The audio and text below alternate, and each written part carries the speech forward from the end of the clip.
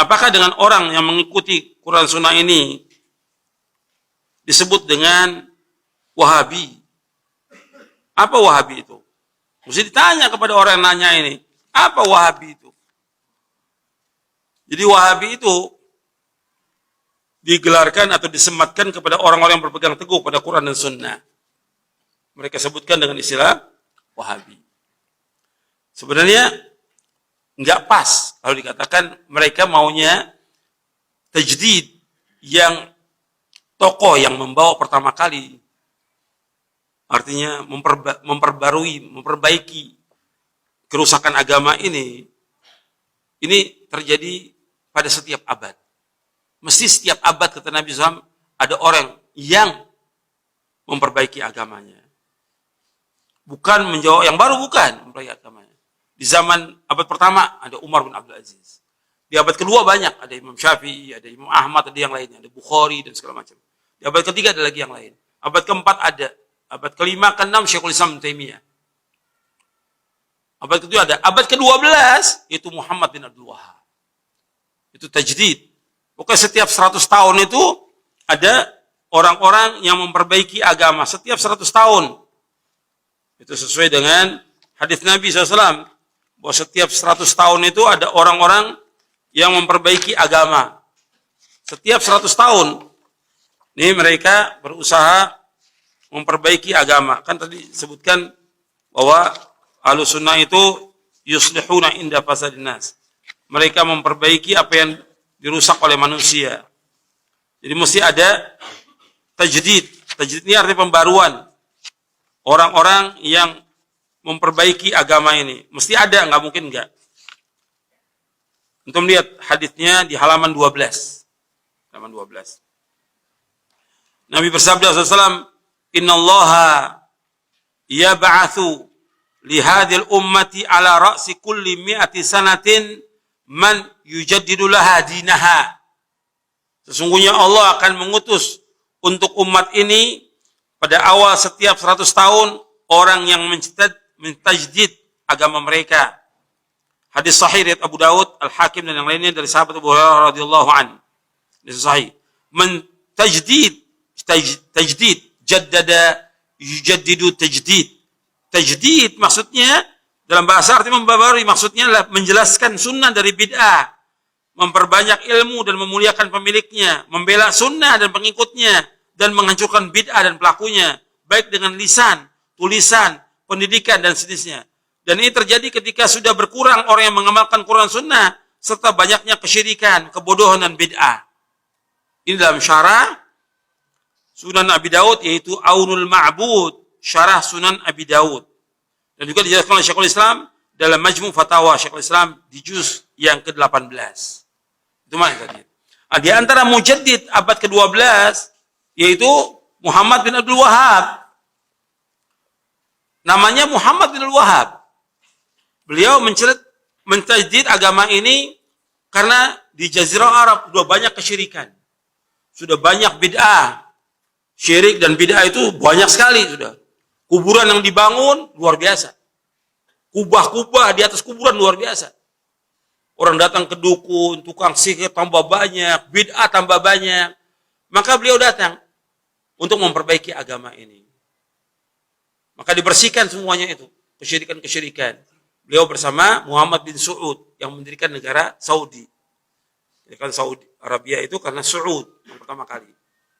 Awalnya di daerah Dir'iyah, kecil, di kampung yang kecil, desa yang kecil. Berkembang terus sampai jadi negara Saudi. Dan ini manfaat. Yang tadinya orang banyak berbuat syirik, orang menyembah kubur, beliau dakwahkan. Yang tadinya banyak perbuatan bid'ah, beliau jelaskan supaya tidak berbuat bid'ah. Ini namanya tajdid, pembaruan. Dan yang mengatakan beliau mujaddid, itu para ulama. Bukan orang awam pendongeng.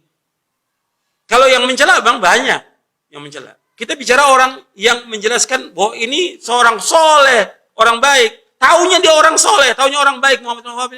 Dari mana? Dari bukunya mereka. Kan kita tahu, seperti kita tahu Imam Syafi'i. Dari mana kita tahu Imam Syafi'i? Dari bukunya Al-Om, Ar-Risalah. Nggak ada yang terluput itu. Kita mengetahui orang itu ulama baik atau tidak dari karyanya. bukunya, kitabnya. Kita tahu Bukhari dari bukunya, Bukhari. Begitu terus. Makanya ketika orang ingin mengetahui orang itu dia baik atau tidak, bagaimana? Apa yang ditinggalkan? Bagaimana penjelasan ulama? Nah, para ulama bukan ratusan lagi, ribuan ulama dari zamannya beliau sudah dipuji oleh yang sezaman dengan dia, di antaranya Imam Al-Amir As-San'ani dari Yaman. Kemudian Asy-Syaukani memuji. Kemudian setelah itu Rashid Ridha memuji dalam majalah Al-Manar. Semua ulama ini sampai ahli hadis pada zaman ini Syekh Al-Albani rahimahullah dalam tulisan-tulisannya memuji Syekh Muhammad Wahab. Begitu juga Syekh Muhammad Al-Ansari dan banyak lagi ribuan ulama seluruh dunia memuji. Artinya ini dari kitab-kitab yang kita ketahui bahwa dia adalah orang soleh, orang baik. Tapi karena mengembalikan orang kepada Quran, Sunnah, menghilangkan kepercayaan kepada kesyirikan, kubur-kubur yang disembah oleh manusia, kemudian juga bid'ah-bid'ah yang dilakukan oleh manusia supaya mengikuti Sunnah, nggak senang. Yang pertama kali nggak senang, iblis, nggak senang. Yang kedua orang-orang kafir nggak senang. Yang ketiga, kuburiyun, para penyembah kubur nggak senang. Yang keempat, ahlul ahwa, ahlul bidah nggak senang. Nah sekarang bagaimana supaya menjauhkan orang, bagaimana kata Ibnu Qayyim, menjauhkan orang dari pemahaman yang benar ini? Apa yang pasti disematkan? Wahabi. Wahabi sematkan nggak pas. Karena namanya Muhammad bin Abdul Wahab, mestinya Muhammadi. Kalau nisbahnya mesti Muhammadi, bukan Wahabi. Tapi karena ada kelompok yang sesat pada abad kedua Hijriah. Ada kelompok sesat namanya Abdul Wahab bin Abdurrahman bin Rustum. Abad kedua. Ini kelompok Khawarij yang mengkafirkan penguasa, mengkafirkan kaum muslimin. Dan dia punya daulah. Di mana tempatnya dia? Di Maroko dan Aljazair. Ini Abdul Wahab bin Abdurrahman bin Rustum. Para ulama sudah mentahdir orang ini. Dengan apa? Istilah Wahabi. Abad kedua, Syekh Muhammad bin Abdul Wahab abad keberapa? Abad 12. Beda 10 abad. Nah ini pasti disematkan ini untuk menjauhkan manusia. Disebutkan Wahabi. Muslim Muhammadi. Nggak pas dengan katakan Wahabi. Jadi Wahabi itu pas untuk yang tadi, betul. Yaitu Abdul Wahab bin Abdurrahman bin Rustum. Ibadi.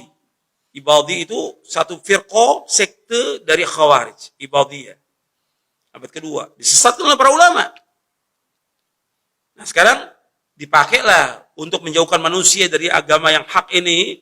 Diistilahkan dengan Wahabi. Kalau mau, ini sudah disematkan. Dari mulai Syekh Muhammad bin Abdul Wahab mendakwakan dakwah tauhid, dakwah sunnah. Ini sudah disematkan oleh apa? Oleh para penjajah.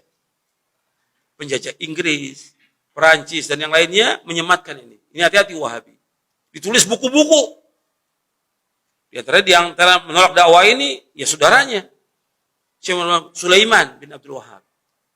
Ini musuh benar dengan. Dan wajar. Dalam dakwah itu ada yang memusuhi. Dari keluarga wajar. Nabi Muhammad SAW dimusuhi oleh siapa? Pamannya siapa? Yang pertama. Yang Allah abadikan dalam Al-Quran. Masuk neraka siapa? Abu Lahab. Terus Nabi dakwah terus Abu Lahab mengiringi dengan istrinya. Jangan ikuti dakwah ini. Nah sekarang kalau Syekh Muhammad ada saudaranya Sulaiman itu memusuhi sampai menulis buku tentang sesatnya. Enggak ada masalah dalam dakwah. Enggak bisa dijadikan panutan. Orang sesat orang ini. Sulaiman ini menyimpang dari pemahaman yang hak ini. Nggak bisa dijadikan dalil. Atau ulama-ulama yang lain yang sesat juga, tokoh-tokoh al-bidah yang mengatakan Syekh Muhammad ini bukan mujaddid, sesat. Ya nggak usah diambil. Orang sesat kok. Yang kita ambil bagaimana beliau ini menjelaskan tentang akidah yang benar. Mengikuti Quran Sunnah pahami salaf.